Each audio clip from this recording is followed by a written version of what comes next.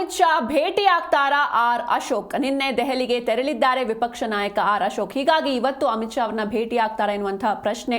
ಇಂದು high command ಭೇಟಿ ಆಗೋದಕ್ಕೋಸ್ಕರನೇ ನಿನ್ನೆ ದೆಹಲಿಗೆ ತೆರಳಿದ್ದಾರೆ ವಿಪಕ್ಷ ನಾಯಕ ಆರ್ ಅಶೋಕ್. ನಿನ್ನೆ ದೆಹಲಿಗೆ ಒಬ್ಬರೇ ತೆರಳಿದ್ದಾರೆ. ಇಂದು ನರೇಂದ್ರ ಮೋದಿ ಹಾಗೂ ಅಮಿತ್ ಶಾ ಅವರನ್ನ ಭೇಟಿ ಮಾಡುವಂತಹ ಸಾಧ್ಯತೆ ಇದೆ. ಭೇಟಿಗೆ ಅವಕಾಶ ನೀಡಿದ್ದಕ್ಕೇನೆ ದೆಹಲಿಗೆ ತೆರಳಿದ್ದಾರೆ ವಿಪಕ್ಷ ನಾಯಕ ಆರ್ ಅಶೋಕ್. ಹೀಗಾಗಿ ಇಂದು ಅಮಿತ್ ಶಾ ಅವರನ್ನ ಭೇಟಿ ಆಗ್ತಾರಾ ಎನ್ನುವಂತಹ ಪ್ರಶ್ನೆ. ನಿನ್ನೆ ದೆಹಲಿಗೆ ವಿಪಕ್ಷ ನಾಯಕ ಆರ್ ಅಶೋಕ್ ಅವರು ತೆರಳಿರುವಂಥದ್ದು.